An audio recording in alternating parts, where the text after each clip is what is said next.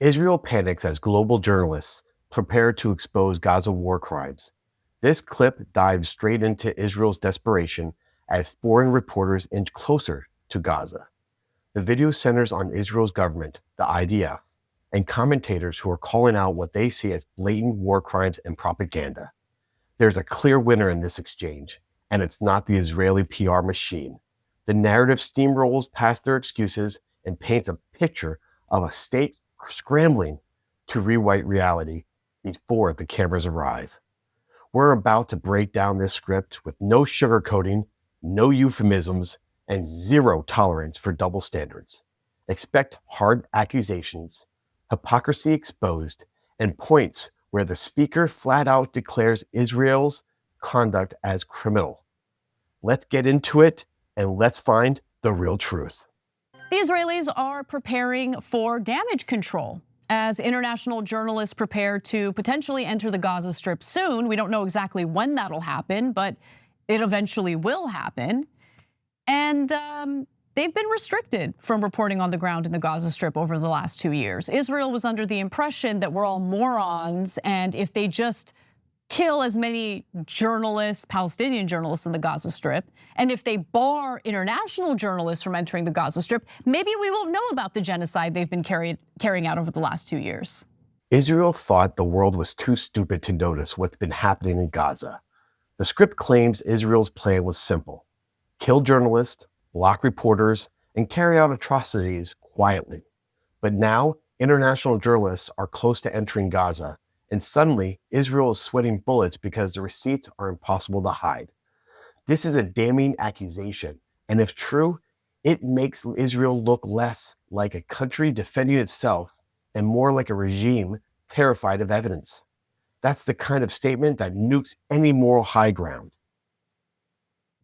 But oopsie daisy, turns out we all saw it, we all continue to see it. They just killed 104 people in Gaza overnight in the middle of a ceasefire. So what exactly are they gonna do? Oh my gosh, these international journalists, they might actually see that we are some of the most evil people on the planet. That we have leveled the Gaza Strip. We have bombed every hospital. We have bombed and destroyed every university. We've even targeted refugee camps. We've done everything we possibly could to erase the Palestinian people from the Gaza Strip while simultaneously pretending like we weren't doing that. So when the journalists show up and they see all the evidence of our wretchedness, what are we gonna do? Well, Ynet gets into that.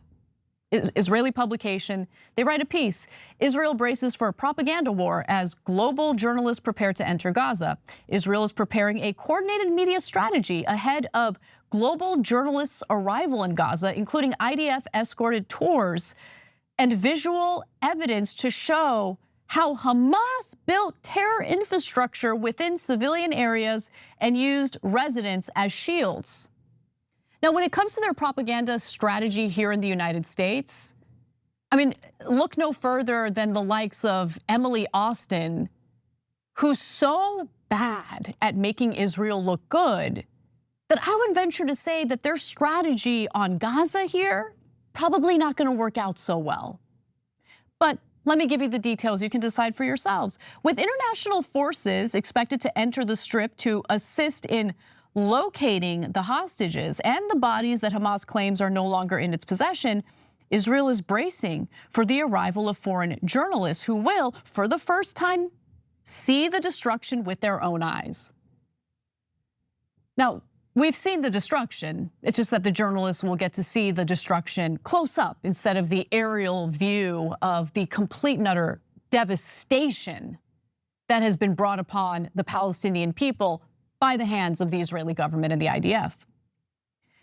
Israel intends to control access entirely. The speaker goes nuclear, pointing out Israel killed 104 people overnight during a ceasefire, which makes the so-called ceasefire look like a PR gimmick rather than a policy. The script bluntly accuses Israel of erasing the Palestine population, destroying hospitals, universities, refugee camps, then pretending none of it happened. Israel's panic isn't subtle. The moment journalists step foot in Gaza, that terror infrastructure narrated collapse like a cheap set prop. They know the visuals alone could destroy years of carefully polished propaganda. Israel intends to control access entirely. This line screams guilt. If you're innocent, you don't escort journalists like toddlers. You let them roam. Controlling the narrative is what guilt actors do when they fear the truth more than any armed enemy. By the way, if you think they're just gonna, open up borders and tell international journalists, be free, go report, you're wrong, obviously. So the Foreign Press Association to the Israeli government, by the way, they took the Israeli government to the courts because of their unwillingness to allow journalists into the Strip so they could do their jobs and actually report accurately on what's happening. And in a response to that, the state told the Supreme Court that Israeli and foreign journalists will soon be permitted to enter Gaza under Israel Defense Forces escorting them up to the boundary known as the Yellow Line. Okay. Officials across Israel's public diplomacy establishment are preparing for what they describe as an oncoming wave of negative reports focusing on human stories from Gaza. God forbid we talk about the humans who were absolutely devastated and destroyed, murdered by the IDF. These stories, they say, will likely feature the suffering of civilians amid the devastation and could reignite criticism of Israel's conduct during the war. There's an inherent admission there that I particularly appreciate. This is gonna be a bit of a problem. If we allow the journalists to show up, they might see what we've done. We've done some pretty bad things. A senior official involved in the planning described the mission as a central task for every branch of the system. The challenge, he said, is clear and significant, especially because of the widespread destruction visible in Gaza.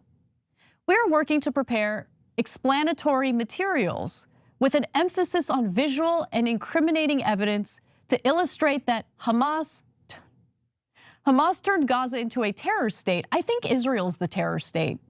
The script then exposes Israel's messaging strategy: pre-scripted tours, selective footage, and the same exhausted talking points. Hamas used human shields, Hamas terror state, rinse, repeat, hope no one asks a question. The problem? The world has heard this so many times it's become white noise. The speaker fires back hard, stating Israel is the real terror actor, leveling Gaza, creating 2 million homeless civilians, and pretending it's self-defense. It's not subtle, it's a sledgehammer. And whether you agree or not, the rhetoric lands because the visuals from Gaza are impossible to spin away. Translation: they already know the truth looks bad, so they're building props to blame Hamas for rubble they created. That's not defense, that's cover-up. I think most people who are paying attention know Israel's the terror state. They've killed tens of thousands of innocent people that we know of so far. They have leveled the Gaza Strip. They've destroyed every residential building. You have a population of nearly 2 million people who are homeless right now because of the Israelis. They spent over 2 years annihilating the Gaza Strip. And now you have members of Israel's government saying, we're not done yet. We have to destroy the tunnels. You were there for over 2 years. You didn't do anything about the tunnels? Oh yeah, you're too busy destroying people's homes and universities and hospitals. Wretched. We're working to prepare explanatory materials with an emphasis on visual and incriminating evidence to illustrate that Hamas turned Gaza into a terror state, cynically using civilians and civilian infrastructure. Man, I gotta say, these people tend to think they're very brilliant, and their talking points are so tired. I am so bored. Hamas is using them as human shields. Hamas, human shields, Hamas, human shields. We're tired of it because no one's buying it anymore. It makes no sense. One foreign ministry One foreign ministry source said that we expect intensified anti-Israel attacks on social media and in traditional media outlets. What's amazing about the Israelis is that they want two things to happen simultaneously, okay? They want to carry out war crimes, kill innocent civilians, destroy their homes, level their territory entirely. They want to literally rape Palestinian prisoners on camera, by the way. And then if there might be some consequences for the Israeli prison guards who were caught on camera raping Palestinian prisoners, then you'll have Israeli civilians protesting the possibility of punishment for those prison guards. Okay, so all of those things happen, and what the Israelis feel entitled to is for us to support them and not say anything negative about them. I don't comply. This is wretched. It's disgusting. There is no amount of hasbara and there's no amount of lies coming from this disgusting Israeli government that's going to somehow sanitize the war crimes and destruction that we've all witnessed with our own two eyes over the last 2 years. They're totally delusional. So in an effort to mitigate the negative reports that reveal the Israelis for the genocidal scumbags they really are, the government is planning the establishment of designated sites in Gaza where journalists can be shown how Hamas operated from within civilian areas, of course. Officials say that if the plan is approved, several demonstration sites will be created to provide clear visual explanations. One senior Israeli official told Ynet, the journalists will show the ruins and point to Israel as responsible. Get a load of this though. But Israel's message is unequivocal. Hamas bears the responsibility. We never do anything wrong. We are innocent angels. We kill tens of thousands of children and think we're the good guys. Unequivocal. Then comes the hypocrisy the script refuses to let go. Israel allegedly wants to commit war crimes and also expects the global audience to applaud them for it. The speaker points out Israeli civilians protest accountability for prison guards accused of rape, a detail that, if accurate, shatters Israel's self-portrayal as morally superior. The argument isn't subtle anymore. It's a flamethrower. The script ends with a warning. Gaza isn't the end. We have West Bank, Lebanon. The speaker argues Israel is expanding aggression, banking on the same propaganda playbook. But the difference now is that the world is watching. Journalists are coming, and the spin won't hold. We never do anything wrong. We are innocent angels. We kill tens of thousands of children, and we think we're the good guys? This line exposes the core hypocrisy. Endless violence paired with a demand for praise. That contradiction is impossible to maintain once cameras are rolling. Man, this is consistent with international law, even if it doesn't look good on camera. Well, that's a senior Israeli official who didn't want to identify themselves. If everything that's being done is compliant with international law, why are you giving an anonymous statement? Shouldn't you be proud of the conduct that's been carried out, senior Israeli official? And another senior official laughably claimed that it was Hamas, not the IDF, that leveled Gaza. We need to make clear that this was a terror state. For 20 years, Hamas built terror infrastructure on top of civilian infrastructure. It exploited schools, mosques, and basically everything that Israel bombed to smithereens in order to make way for Israeli settlements. They're gonna blame on Hamas. We already know the storyline. What's funny is that they think it's gonna work. It's not gonna work because we're not morons. You're either an Israel defender, you're like Brianna Wu, who like, oh my God, she like swallows that Hasbara nonsense day in and day out. She's so proud of herself for doing it. She's an embarrassment. I am embarrassed that we were ever associated with her in any way, shape, or form. Oh God, get off X, man. What an embarrassment you are. People like that, sure, they'll swallow the Hasbara proudly. But for anyone who has two brain cells to rub together, They're either living in reality, but too terrified to speak about it because they see how the Israelis act once anyone pushes back against their war crimes, or they're openly condemning the Israelis like we are here at TYT.